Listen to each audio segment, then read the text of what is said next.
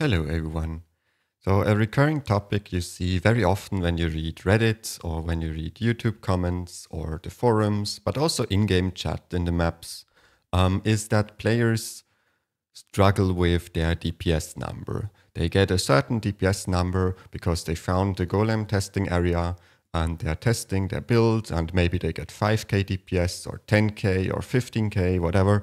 And then they're looking at all these websites that tell them, hey, but this build or this class should do 40k, 45k. And they see this large difference and they think the problem is their lack of skill. They think they're doing something fundamentally wrong. And this kind of discourages them. And it makes it seem like there's an elite at the top that is so far removed from everyone getting these unattainable damage numbers, whereas they, who are beginners, will still struggle even doing 5k or 10k. And then they formulate modest goals. They say, oh, I don't need to have 40k, but maybe 20k would have been nice. I'm not that bad, right? So like immediately as a beginner, if you have these DPS numbers, you're in such a defensive position and a position where you feel bad about your gameplay, which is a very weird spot to be in, because this game is supposed to be fun for players to play and not stressful, and it shouldn't like give you an inferiority feeling. So the thing, or the good news, is that players who get 10k in this testing area are doing something fundamentally wrong, but this is rather easy to fix.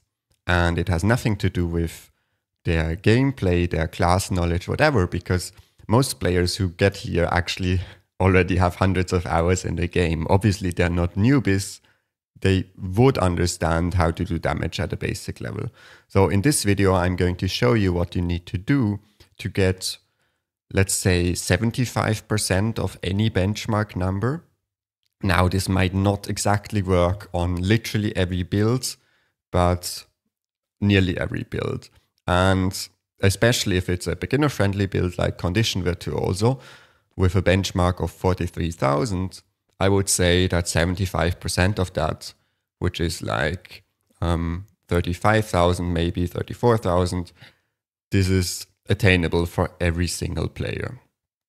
And I'm going to show you how to do this. Now, when I go to the Golem spawner, I can just spawn a Golem. Now there are different ways of spawning a Golem, lots of different settings. So when we look at DPS, and this is the first mistake players might do, is if you pick it too strong of an enemy, you will have spent 20 minutes killing it. And 20 minutes killing it is a disadvantage because, well, you get tired after maybe 10 minutes and you might not even finish it. So when you compare yourself to a benchmark, try to do it in the same setting as the benchmark. This is 4 million health. Don't go 1 million health because 1 million is too short. This only is 25 seconds. So then you would not see the full extent of condition damage, for example. So just go with the same setting. This puts it at a 2-minute fight, 4 million health. Now, when I just spawn this thing, and now I go to the Golem, and I push buttons, and let's not wait until we got to the thing, but let's say if you look then at the Golem, at the arc DPS number, it's maybe at 15k, and the benchmark at this point is at 45k. So like this is a very discouraging experience. And more experienced players will already realize what I'm doing wrong is that I'm actually doing something completely different than the benchmark is doing. And that is, I'm testing a solo scenario versus the benchmark, which acts in a group setting. Now, there are many reasons for why the benchmark is doing what it's doing with the group settings. But the most important one is that after all, this build is afterwards measured in a group setting where you have a healer who provides you with might. You have a boon support who provides you with quickness, and the healer also provides you with alacrity maybe. So you have a lot of boons in your bar. And secondly, you are attacking a target alone here, but you have other players providing debuffs on the target. For example, there is the debuff vulnerability, which we do provide as condition virtuoso actually. We do provide vulnerability whenever we attack. So you saw once we attacked, you saw that the vulnerability buff is climbing. Nevertheless, in a group of 10 players, this buff is at 25 permanently. So if your class doesn't have the means to give it permanently, maybe you should set it up from the console. So for these reasons, we want to simulate a group setting, and we're doing that with the benchmark. So let us now adjust Golem settings and add some conditions to it. Now, there's a very specific set of condis which you should be applying if you want to actually compare your numbers, and I'm going to show it to you now. This is all the damaging conditions. Then you want cripple and chill. And here you want blind, vulnerability, and weakness.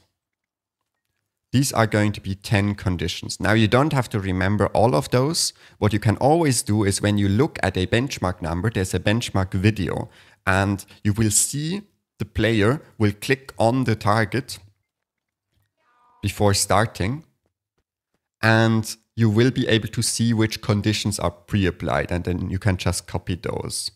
Now, this is a very precise thing. You don't need to do this if you just want a rough approximation of damage, but the reason I'm insisting on these numbers here is, for example, that superiority complex is a trait that gives you bonus critical damage if the enemy is disabled, which includes fear. So if I put fear on the golem, I would get bonus damage. But in real raid encounters, it's much more likely that you have this kind of configuration of conditions from other players and nobody actually applying permanent fear. So if we put fear on the golem, we just gain 500 DPS and we gain a high amount of burst, which we don't actually deserve in actual encounters. So the benchmark setting tries to be realistic about which conditions are applied. If you don't care about this, well, you don't have to care. Just know that certain selection of conditions will inflate your damage beyond what it should be. All right. Next up, I said it, we want boons. And just like with the conditions, there's a set of boons that you want to apply, and I'm going to show it to you. You want might, which is just 25 stacks, give you a lot of power and condition damage, which is roughly translating to 25% damage. Fury is at least 25% crit chance. For Virtuoso, it's 40%. Then you want protection, resolution, and aegis. Basically, you don't want resistance and stability. And you want all of these: alacrity, quickness, regeneration, swiftness, vigor. Now for condition virtuoso, you could have just applied all boons instead. It would make no difference. But again, there are builds that say do 1% more damage for each boon you have. And it might be slightly unrealistic to have permanent stability and resistance in your build. So they would scale too high, and this keeps it more realistic to have 10 boons. Most realistic would be to have roughly 8.5 boons, but yeah, let's not get into that now. This is how benchmark settings are usually set. If we are done with practicing, because you made a mistake and you want to restart, if I just take a break and now restart, the number in the chat would reflect all the AFK time as well. So what you want to do between attempts is you want to remove current golem, and then don't clear the golem settings, but respawn my previous golem incarnation. So then we can now test it again. And just like before, I will just do some button inputs. And I don't really have an idea what I'm doing right now. But remember that I had like 15k before.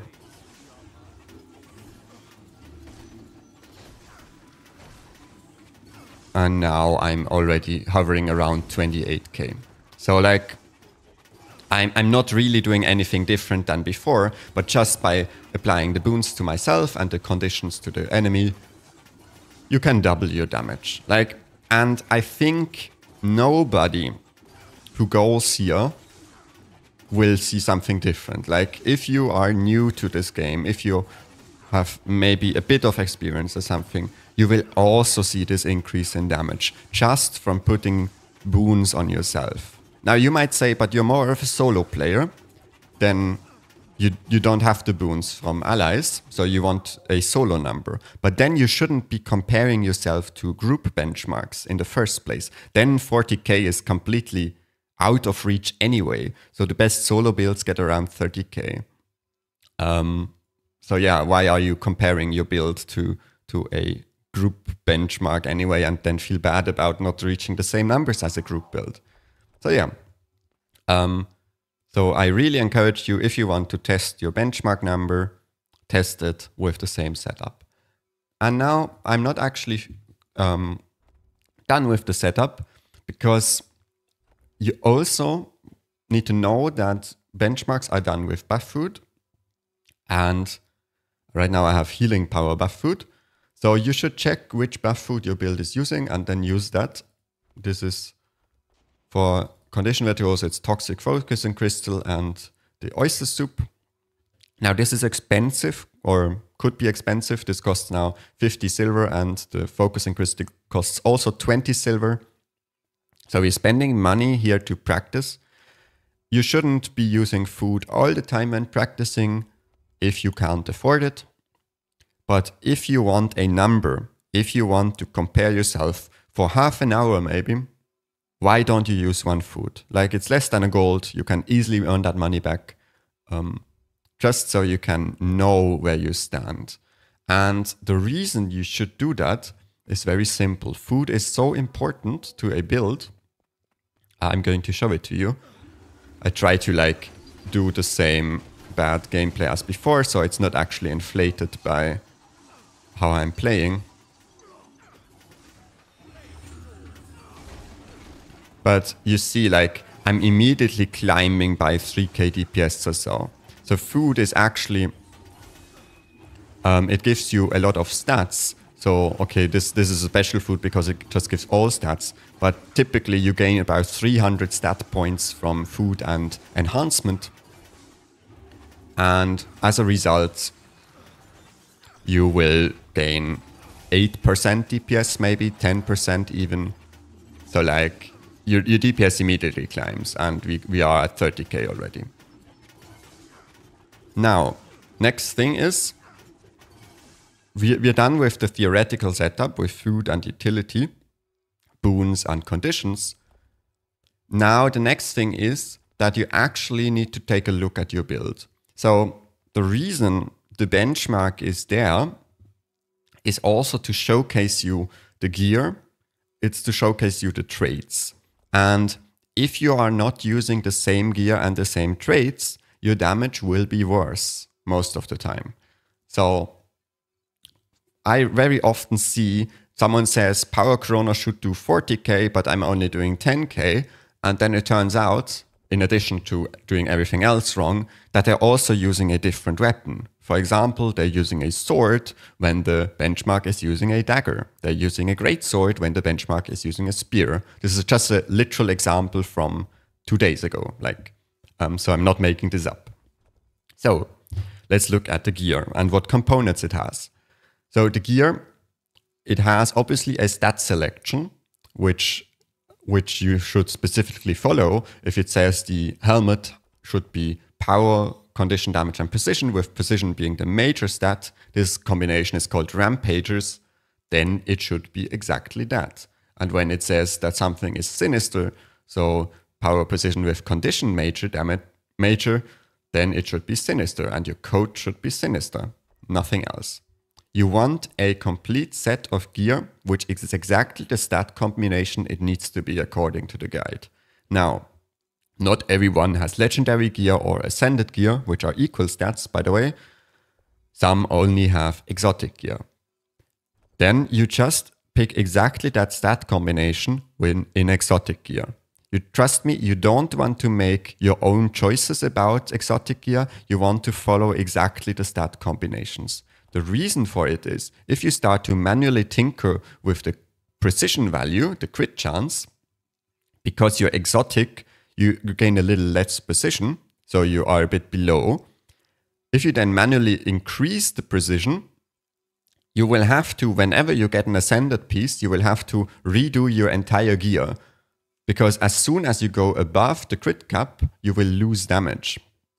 For that reason, follow the instructions exactly. Follow the stat setup exactly, 100% in all gear pieces. Next up is the rune. You see, I have Superior Rune of the Crate, and I have it in each gear set. If you don't use this rune, you are missing 50% bleeding duration, and half of our damage is from bleeding. Like, this is insane if you're not using Crate Rune. So use the rune that is mentioned in the build. This is a very big part of your damage. Then, for the weapons, the same thing holds. The Superior Sigil of Earth here, it inflicts bleeding for 6 seconds upon critically hitting an enemy. Now, this might sound silly, but this is at least 1000 DPS just from this sigil. And it gets worse. Superior Sigil of Agony, increase inflicted bleeding duration by 20%. Again, 50% of our damage is bleeding. If you're not using this sigil, if you're using something else, well, your build is not going to be the same. Your build is going to perform worse. And for this reason, you have to put the sigils in your weapons. You have to put the runes in your armor. It sounds obvious to some people, but it's not obvious to everyone. So please do that before you compare yourself to a benchmark. Next is the relic, which is very important. Now, Condition Virtuoso uses the relic of the aristocracy. If you're not using this relic, you will miss out on the effects of this relic. It's very simple to understand. There is one relic that is really good, is the relic of the fractal. Almost every condition build uses this, except Condi Virtuoso, which uses aristocracy. If you don't have this relic, you're missing 2000 DPS, just like that. So relics are important, sigils are important, runes are important, and all of them scale with each other as well. Obviously, a sigil that makes your bleeds last longer will also scale with the condition damage you gain from the rune of the crate, for example. So like, it's really important to have all these components together. Then there are these infusions, and these infusions are the one thing that is really not that important. Infusions, just so you know it, is between 2 and 3% damage increase if you have all of them. So these are 18 infusions. I actually need 19 because I have one here, and only one is active every time. So 19 infusions cost a lot of gold, like can easily cost you 200, 300 gold, unless you play World versus World, then you can get them much cheaper. But so these infusions, if you don't have them, it's fine. It's going to cost you also about 1000 DPS at the end. But compared to the runes, which are a few gold, it's understandable that a new player doesn't have the money to shell out like hundreds of gold just for 1000 damage. So do everything else before you invest into infusions. And infusions are not the reason why you're not at 75% of the benchmark numbers. So yeah, infusions in a small bracket. The rest is really important. So do the exact stats as they are called out by the build guide, if the build guide is correct about the stats. And yeah. Next up, trait selection. If I don't use these traits, then I'm not going to be comparable. Now, if you're a solo player, you might want to change these traits up. So a condition virtuoso that goes solo should be running these traits, for example, and maybe switch up this here to get an extra phantasm or something. But if you are now here in a group scenario, testing against the benchmark, you want the same skills, you want the same traits. Yes, there are some trait alternatives, trade alternatives that can make sense if you go for a simplified build, etc. But please only alter your trades if you know exactly what you're doing, why you're doing it. And after you've altered it, ask yourself if the comparison still makes sense. For example, if I run a very simplified Deadeye build that only presses one button, I get 28k DPS on the Golem.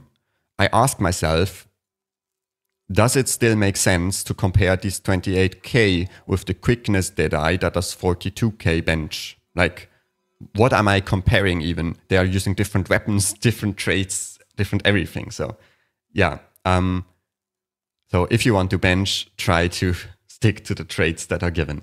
All right. Now with all these factors combined, I've gone over the traits, I've gone over the gear, boons, conditions. With all these factors combined, I think that a genuine attempt at trying the Golem basically cannot result under 3/4 of the benchmark. So if you have 43,000 DPS times 0.75, this would be 32,250, I think. And I can prove it to you, because now I'm going to click my way through this rotation. You should use your keybinds if you can. But I'm going to just button press my way with my mouse to 32,500 DPS. And what I can say while doing this is it's important to also not move while benching unless the benchmark actually wants you to move. I see a lot of players go back and forth, and I see a lot of players stay out of range of the attack, or they start the benchmark while at range or something, causing their initial skills not to hit. So it's important to walk up to the Golem without attacking it and then starting it in the way you want it to. So right now you see in the chat window, we started at 32k. We have a bit of a ramp up because we are Condi. And now we are at 33.7, which is above the 75% mark. And I promise you that this works on any class that you come with here. Okay, there are 2 exceptions or 3 that are exceptionally punishing if you make mistakes. But generally, getting boons, food, condis, making sure you have the full gear, this is very important. You have the problem of exotic gear still. If you have exotic gear and it's fully exotic, like not just a single thing missing or something, like full exotic gear, will cost you about 10% damage. So what you should do before you compare yourself to the benchmark is you should subtract 10% from the bench and then try to reach 75% of that. I think that will be a reasonable measure. All right, so you see 36k DPS on a Condi Virtuoso. I didn't even press some of the buttons. Literally anyone can do this. You can do it too. Get complete gear, get complete boons, buff food, everything. And then the Golem no longer has to be scary, and this no longer has to be discouraging. Because as an experienced player who knows that it would take just 5 minutes to fix this problem for every single person who has it, it's really discouraging, and it hurts to see all these posts of people getting pretty frustrated with the game over something as silly as this. And having the right setup is so important. Please do it if you want to compare yourself to the benchmark. All right, that's it with this video. It was a bit of a rant because I was just freely talking about while playing. Thanks so much for watching, and I see you next time.